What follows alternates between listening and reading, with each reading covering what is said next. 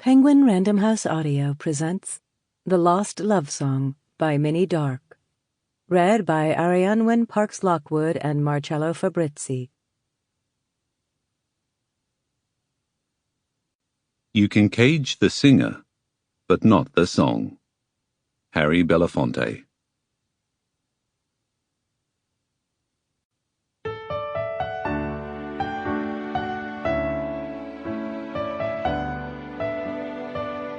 Prelude. The love song began its life not with a fanfare or a crash of cymbals, but instead with a knock at a door. The door belonged to a room in the basement of the Conservatorium of Music, a graceful old building whose wide corridors and stairwells had been almost entirely emptied out by the January holidays and the heat. But even if this had been a busy day in the middle of semester, the sign on the door in question would still have been misleading. Department of Information Technology, it read, even though the room beyond it had only a single occupant. His name was Arie Johnson. He was 26 years old, and at just before midday, he was sitting at his computer without a clue in the world that he was never going to eat the slightly squashed ham and cheese sandwich he'd made for himself that morning, or that his life was about to change forever. When Arie heard the knock, he looked up to see Diana Clare standing in his doorway. But this alone was not enough to reveal to him the magnitude of what was about to happen. He observed that her long hair was piled up on top of her head like a bundle of fairy floss, and that the colour in her cheeks was high. This wasn't unreasonable, though, since the day's forecast was for a top of 34 degrees Celsius. Until the previous day, Arie had known Diana only from a distance. Like most people, he'd seen her on posters and in write-ups in the art section of newspapers. With the exception of one or two historical figures who had concert halls named after them, or whose statues struck dramatic bronze poses in the conservatorium grounds, Diana Clare, piano prodigy, was almost certainly the institution's most famous graduate. It was her trademark to perform in a red sleeveless dress and an incongruous pair of Converse high-tops, her lips painted the colour of her gown. In the conservatorium's main foyer, there was a photograph of her playing, shoulders bare, expressive arms outstretched to the keys, head tipped back so that her ginger blonde hair poured down towards the floor. At 25, Diana had already performed in some of the world's most famous concert halls, and now she was back at the con for the summer to teach a series of masterclasses. The task of setting up her computer had fallen to Arie, and yesterday, as he jogged up the stairs to the office she'd been allocated, he'd had such a clear mental picture of her that he was momentarily surprised not to find her in a red dress. Instead, she was wearing a denim pinafore and a shirt covered in tiny shamrocks, her hair pulled back into braids. In photographs, Diana Clare was glamorous, stunning, but Arie immediately liked the way she looked in person. Her face densely freckled, her hands surprisingly small, her fingernails cut almost to the quick, her eyelashes so pale they were nearly invisible.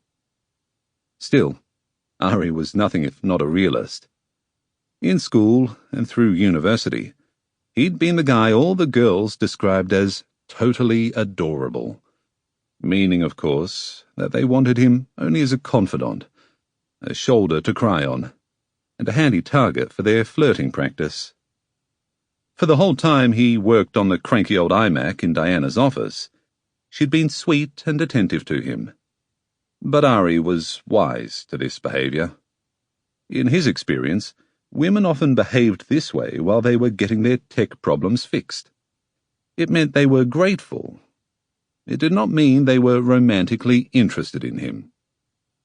So, if Diana Clare was here in his office doorway, On the day after he'd sorted out her password issues, network access and printing connection, the reason could only be professional.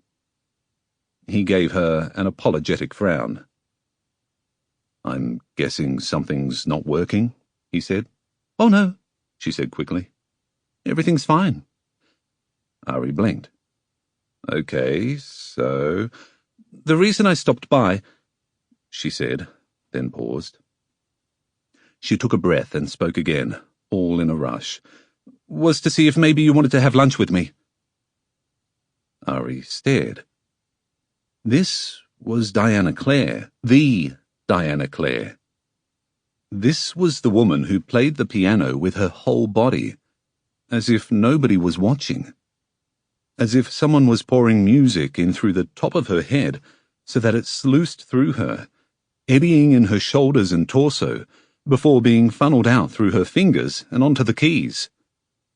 And she had just suggested he go out to lunch with her. Was she asking him out on a date? Was that the correct interpretation of the situation? His impulse was to Google it, but she was waiting for an answer, which meant that he was going to have to coordinate some kind of functional connection between his brain and his mouth. "If you're not too busy, of course," she prompted. But Arie's tongue seemed to have lost the ability to verb or noun.